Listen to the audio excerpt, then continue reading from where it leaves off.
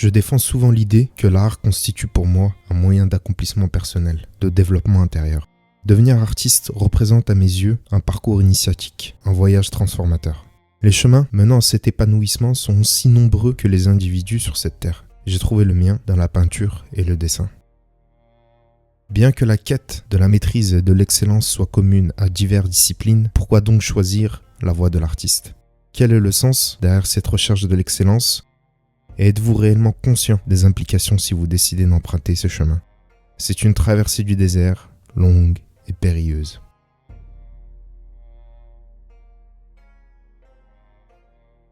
Découvrir le graffiti à l'âge de 13 ans, il y a une quinzaine d'années de cela, n'était pour moi au départ seulement une activité de loisir. Je ne me considérais pas artiste, ne prétendais pas faire de l'art, cantonnant cette pratique à une classe sociale à laquelle je n'appartenais pas. Néanmoins, une dizaine d'années plus tard, entre accidents de parcours et crise existentielle, j'ai compris que ce qui se trouvait dans la marge de ma vie était le début de mon histoire. Je ne suis probablement pas le seul à traverser cette étape de vie, mais à ce moment-là, j'ai pris conscience de ma chance. J'avais déjà connaissance du chemin à emprunter pour m'accomplir. J'ai pris alors ce chemin, plein d'enthousiasme et de motivation. Après mon expérience du graffiti, je voulais m'affirmer artiste. Mais comment y arriver ? Et surtout, quel sens derrière ce terme ? Je définis l'art comme un langage non verbal s'exprimant dans la combinaison du fond et de la forme. Je ne manquais pas de créativité. La technique, elle, me faisait défaut pour l'exprimer. J'ai réalisé que si je ne me sentais pas légitime de me considérer artiste plus jeune, cela venait de ma vision de l'art. Une pratique définie par les institutions, constituée d'individus prétendument intelligents et éduqués. J'ai compris par la suite que c'était faux. Les valeurs que je défends à travers l'art sont le savoir-faire et la technique, combinés à une créativité forte et personnelle. Je ne veux pas faire cet art, disant au public, si vous n'aimez pas, c'est par manque de compréhension, d'intelligence ou de goût. Maîtriser une technique artistique, qu'elle soit figurative, abstraite, calligraphique ou autre, est une manière de le rendre accessible à tous. La créativité sans technique revient à une connaissance sans sagesse. Je ne crois ni à une beauté unique et commune, ni à une beauté totalement subjective. La vérité se trouve quelque part entre les deux. Il y a cependant un aspect universel, c'est le sentiment d'émerveillement face aux prouesses de certains individus. J'aime penser l'idée que nous sommes attirés et inspirés par l'excellence, peu importe la discipline.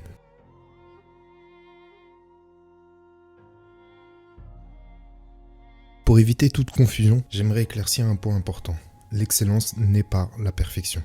La perfection est un idéal, une vision représentée dans l'esprit sans pouvoir l'expérimenter ou perceptible par les sens.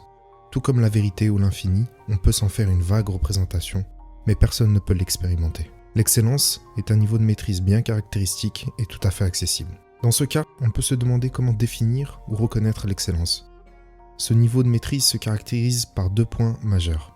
L'accomplissement d'une tâche complexe, hors de portée, sans pratique ou entraînement, et la facilité apparente avec laquelle cette tâche est réalisée. On peut citer comme exemple Kim Jong-gi qui dessine des scènes figuratives riches en détails, à la plume sans croquis préalable, ou Zinedine Zidane réalisant une Panenka en finale de la Coupe du Monde 2006 face au meilleur gardien de sa génération. Pour atteindre ce niveau de maîtrise, certains écrivains et scientifiques évoquent la règle d'Eddie Miller. Cette théorie provient des travaux d'un chercheur en psychologie se nommant Carl Anders Ericsson et popularisé par Malcolm Gladwell avec son ouvrage intitulé Outliers. Selon cette règle, il faut accumuler 10 000 heures de pratique dans un domaine pour atteindre un niveau d'expertise de classe mondiale. Cette idée est vivement reprise dans l'ouvrage Atteindre l'excellence de Robert Greene. Idrissa Berkane pousse cette idée un peu plus loin en parlant de courbe d'apprentissage, affirmant qu'il faut environ 5 heures pour se familiariser avec un domaine inconnu, 50 heures pour une pratique autonome et libre, 500 heures pour enseigner ce domaine, et qu'entre 5 000 et 50 000 heures, nous avons l'équivalent des prix Nobel. Pour information, il faut 17 ans, à raison de 8 heures par jour, sans vacances ni week-end pour atteindre 50 000 heures de pratique. Cette théorie sert surtout à illustrer que nous sommes tous égaux face au génie, car il n'y a pas vraiment de talent inné. Ce qui distingue les esprits précoces et grandioses, c'est surtout à partir de quel âge ils commencent à pratiquer et l'accès aux conditions optimales de pratique. Sur ce point, malheureusement, nous ne sommes pas tous égaux.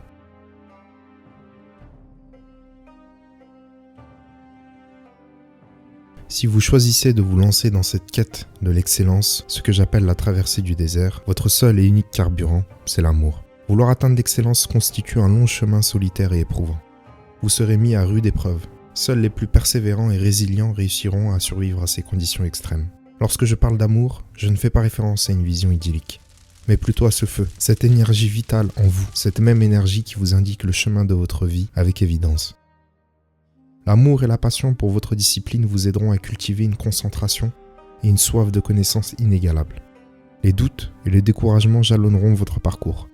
Mais si ce domaine est le vôtre, envisager d'abandonner en cours de route reviendrait à vous arracher le cœur. Les voyageurs en direction de l'excellence dans la peinture et le dessin sont d'après moi absolument tous autodidactes.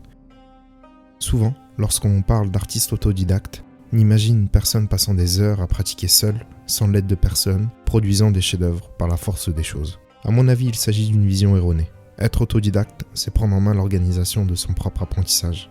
À l'école, les domaines de connaissances sont segmentés par des matières, un emploi du temps est fourni et les professeurs suivent plus ou moins un programme. Être autodidacte, c'est également chercher la connaissance adaptée, trouver les meilleures méthodes adaptées pour l'acquérir et planifier la difficulté de la pratique. Tous les artistes qui ont atteint l'excellence sont autodidactes, car aucune école d'art ne vous conduira à l'excellence à elle seule. C'est seulement une partie du processus d'apprentissage. Vous devez continuer à repousser les limites de vos compétences, même avec un diplôme en poche. Pour bien prendre en main son apprentissage de manière autonome et commencer ce voyage dans les meilleures conditions possibles, quelques directives s'imposent à nous.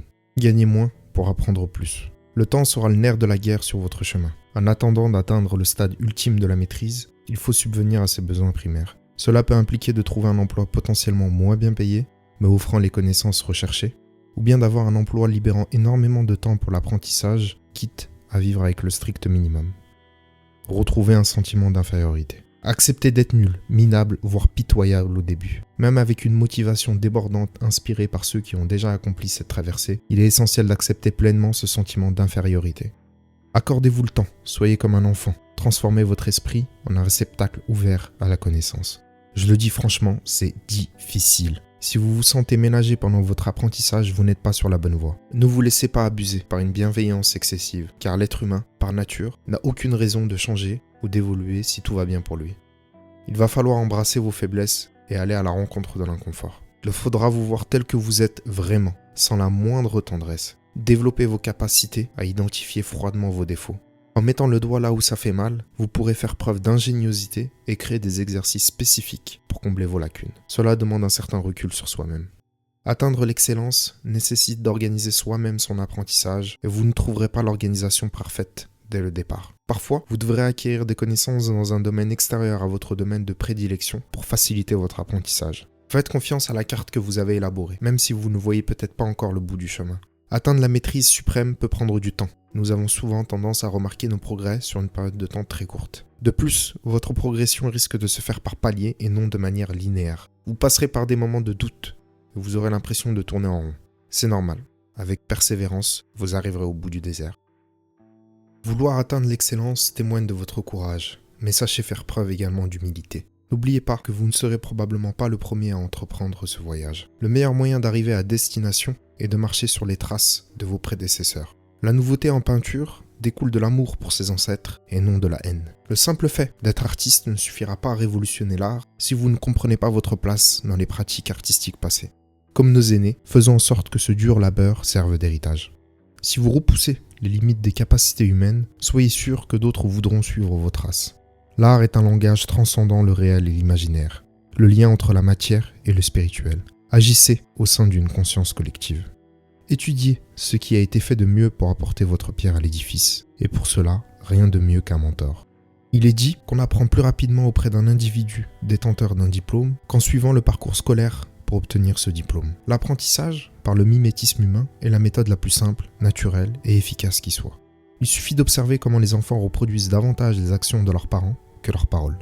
Si l'excellence dans votre domaine est votre objectif, il est essentiel de vous entourer des meilleurs. Malheureusement, le modèle d'apprentissage par alternance pour le dessin et la peinture est soit obsolète, soit très difficile d'accès.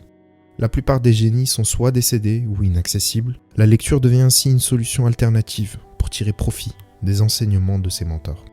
Ah, la lecture. Un sujet dont je pourrais parler exclusivement tant cette activité tient une place particulière dans mon cœur. Bien que l'apprentissage auprès d'un mentor soit le moyen le plus efficace d'atteindre rapidement l'excellence, la lecture représente un véritable vivier de connaissances souvent sous-estimé. Un ami DJ qui mixait exclusivement avec des vinyles me disait il y a une dizaine d'années que seulement 40% de la musique avait été numérisée. Certains de ses titres préférés n'existaient pas en format numérique. Je ne peux pas vérifier la véracité de ce chiffre, mais cela illustre bien que le fait de compter uniquement sur des tutoriels vidéo pour exceller en peinture et en dessin ne suffira pas. La plupart des formations payantes en ligne ne sont que des résumés médiocres de livres qui synthétisent à leur tour, par des principes simples, d'autres ouvrages de référence. Non seulement vous trouverez un savoir technique détaillé dans les livres à moindre coût, mais surtout vous aurez accès aux moindres détails de la vie de vos plus grands mentors. Si vos mentors ne sont plus de ce monde ou sont géographiquement inaccessibles, vous devez apprendre d'eux en détail, les étudier comme un sujet scientifique, voir le monde à travers leurs yeux, les faire devenir vos compagnons imaginaires. J'ai choisi de ne pas aborder ce sujet jusqu'à présent, mais le niveau ultime de maîtrise de toute pratique vous conduira à la maîtrise de votre esprit. La vraie récompense de l'excellence ne réside pas tant dans les résultats de votre pratique assidue que dans la transformation intérieure qui en découle. Un adage bien connu, mais d'une vérité profonde, nous rappelle que le plus important n'est pas la destination, mais le voyage. Atteindre l'excellence est un processus qui marque un esprit à jamais. Les personnes qui vous ont vu vous lancer dans votre parcours ne vous reconnaîtront plus à l'arrivée. Vous êtes comme Sangohan, sortant de la salle du temps, prêt à affronter celle. Si on étudie les qualités présentes chez les grands esprits de ce monde et du passé, on peut retrouver de nombreuses qualités communes développées au cours de leur apprentissage, mais certaines méritent d'être soulignées. Ils cultivent tous la capacité négative, c'est-à-dire qu'il est essentiel de croire fermement en ses convictions à un moment donné, tout en étant capable de les remettre en question du jour au lendemain. Comme le disait le personnage joué par De Niro dans Hit, « Tout ce qui a pris de la place dans ta vie, tu dois pouvoir t'en débarrasser en 30 secondes, montre en main. » Ne tombez pas dans le piège de l'ego, en vous accrochant à des principes énoncés par le passé par souci de cohérence. Beaucoup de gens voient d'un mauvais œil un changement d'avis trop fréquent. Il est probable que tout ce que vous savez soit faux. Et si vous voulez exceller, votre seul objectif doit être d'acquérir les connaissances nécessaires, même au prix de remettre en question toutes vos certitudes. N'est-ce pas là le fonctionnement même de la science ?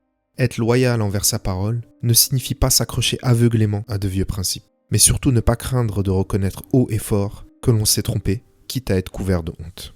Une autre qualité commune aux grands esprits réside dans la manière de recevoir la critique. C'est un énoncé en apparence simple, mais difficile à mettre en œuvre, me direz-vous. La raison pour laquelle les artistes ont énormément de mal à faire face à la critique est qu'ils s'impliquent tellement émotionnellement dans leur travail qu'ils ne font plus aucune distinction entre eux-mêmes et ceux qu'ils ont produits. Attaquer ou critiquer une œuvre revient à s'en prendre à l'artiste. S'impliquer profondément dans son travail est une qualité, mais aussi un piège. Comme mentionné précédemment, acceptez de voir froidement vos faiblesses et acceptez-les. Vous êtes arrivé à destination et donc maître de vous-même. J'aimerais conclure par une idée avancée par Robert Greene. D'après lui, l'être humain possède deux modes de réflexion contradictoires. L'un cherchant à se distinguer de cette interconnexion, l'autre cherchant des liens partout. Nous faisons l'expérience de connaissances distinctes dans les premières années de notre vie, pour ensuite mettre en relation les connaissances de différents domaines. La vision humaniste de la Renaissance était celle d'être scientifique, philosophe, médecin, avec pour objectif d'englober différents domaines de connaissances pour se rapprocher de la vision divine, non pas dans le but d'être Dieu, mais de se rapprocher de lui. Pour combler ce manque de spiritualité dans nos vies occidentales, l'auteur évoque l'émergence d'une renaissance moderne, avec l'approche de la médecine du corps global, les découvertes de la mécanique quantique mises en parallèle avec d'autres domaines, et la mise en commun de diverses connaissances scientifiques. Le cerveau d'un maître est un biotope, où toutes les connaissances forment une biodiversité interconnectée. Chers compagnons de voyage, je suis loin d'avoir atteint la maîtrise. Si on se fie à la règle de 10 000 heures, je dois me situer aux alentours de 4 000 à 6 000 heures de pratique.